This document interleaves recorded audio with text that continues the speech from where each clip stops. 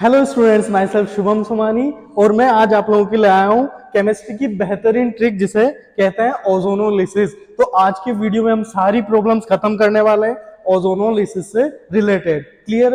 Let me start ozonolysis. तो सबसे पहले इसको डिफाइन करते हैं। इसकी डेफिनेशन क्या है कि सबसे पहले क्या होगा, अनसेचुरेटेड कंपाउंड। अनसेचुरेटेड किसको कहेंगे? या तो उसमें एल्कीन हो या फिर एल्काइन हो, यानी कि पाई बॉन्ड होना चाहिए। ये किसके साथ रिएक्शन करें? ओजोन। ओजोन मतलब O3। तो ये एल्केन हो चाहे एल्कीन हो, ये किसके साथ रिएक्शन करेंगी? ओजोन के साथ। लिखा है हमने कि when unsaturated compound react with ozone, own reaction करके क्या बनाएंगे?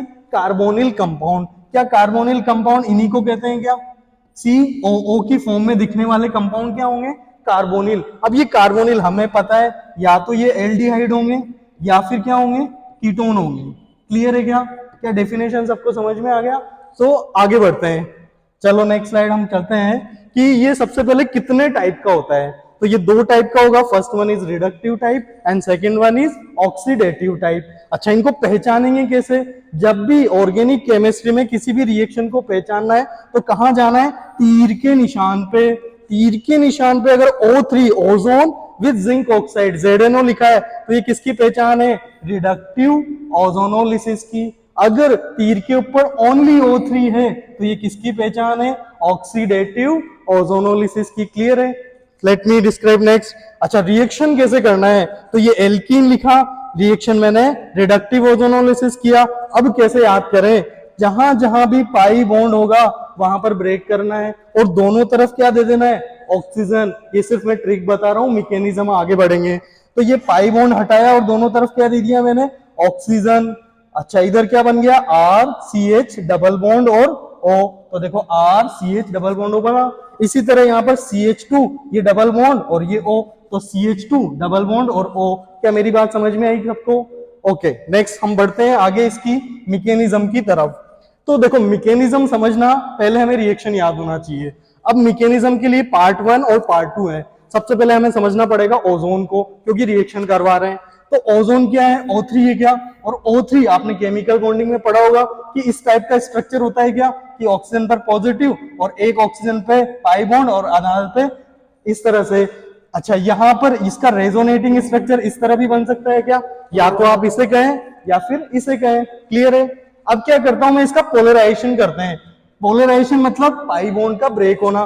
तो या तो यहाँ पाई बॉन्ड ब्रेक करता हूं, लेकिन मैं कुछ इस तरह से करूंगा कि रेजोनेंस जो स्ट्रक्चर बने वो स्टेबल बने। स्टेबल कुछ किस तरह बनेगा कि ये पाई बॉन्ड को ब्रेक किया तो इस पर नेगेटिव और इस पर पॉजिटिव, ताकि ये दोनों कैंसिल आउट होके क्या हो जाए? न्यूट्रल हो जाए। क्लियर है क्या? तो मेरे पास दो चार्ज डेवलप हो गए, एक पर ऑक्सीजन पर पॉजिटिव, एक पर नेगेटिव। इसी तरह मेरे लिए ये क्या बन गया? ये एक न्यूक्लियोफाइल साइट बन गई और ये एक इलेक्ट्रोफाइल साइड बन गई। क्लियर है क्या? मैंने आपको पार्ट 1 समझाया कि ओजोन का structure either this one and when we get polarisation of this we can get electrophile site और न्यूक्लियोफाइल साइट। Is it? अब पार्ट 2 पर चलते हैं। इसके आगे नेक्स्ट पार्ट 2 हमारा क्या है? हमारे रिएक्शन में क्या है? एल्कीन भी प्रेजेंट है क्या?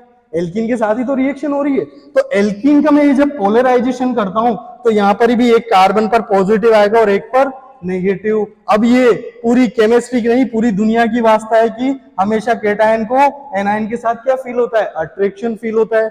इस एनायन को भी इस केटायन के साथ क्या फील होगा? अट्रैक्शन होगा। तो अट्रैक्शन होने की वजह से ये आपस में इस तरह से जुड़ेंगे क्या? देखो, ये C, ये ऑक्सीजन, फिर O फिर, तो इस तरह का एक बॉन्ड बन रहा है क्या? कहने का मतलब ये ऑक्सीजन वाला ऐसे जुड़ रहा है क्या? तो देख लो, ऐसे ही जुड़ रहा है क्या? क्या यहां तक क्लियर है? आगे बढ़े। ओके, अब क्या होता है कि ऑक्सीजन हमेशा बाइवेलेंट कंपाउंड है। इट मींस ये हमेशा पाई बॉन्ड बनाता है क्योंकि उसी में इसकी स्टेबिलिटी है। तो ये एक अनस्टेबल क्या बन गया है? साइक्लिक ट्रांजिशन स्टेट बन गई है।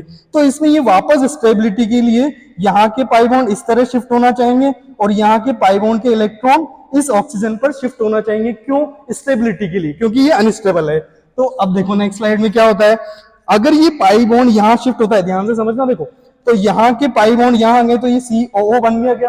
है ना? ध्यान से समझना, 1 by 1। इस पाई बॉन्ड के इलेक्ट्रॉन इस ऑक्सीजन पे आए तो ऑक्सीजन पे क्या नेगेटिव चार्ज आएगा क्या? बिल्कुल आएगा। अच्छा, यहाँ बॉन्ड ब्रेक हुआ है तो इस पर इलेक्ट्रॉन गए तो यहाँ पर कौन सा चार्ज डेवलप होगा, पॉजिटिव। Is it clear? तो आगे बढ़ते हैं अब। अच्छा, पाई बॉन्ड में हमें पता है कि अगर पोलराइजेशन करें तो इस पर केटायन और इस पर एनायन फर्दर डेवलप हो सकता है क्या?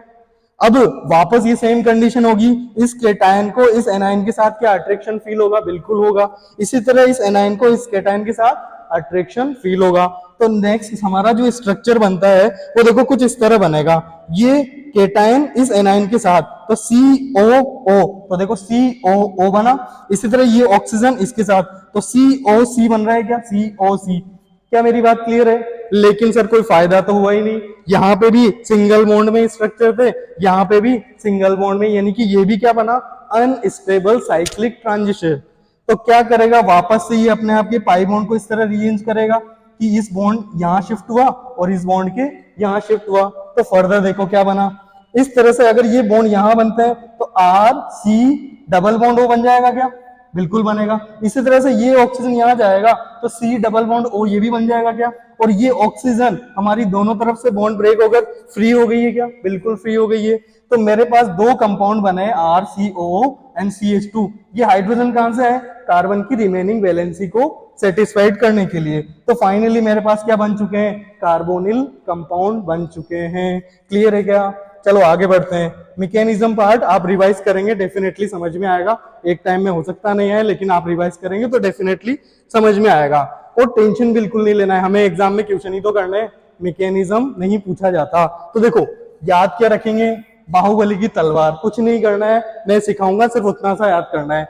कहाँ चलानी है? जहां जहां पाई बॉन्ड होगा वहां पर क्या चलानी है? तलवार चलानी। तलवार चलानी आती है?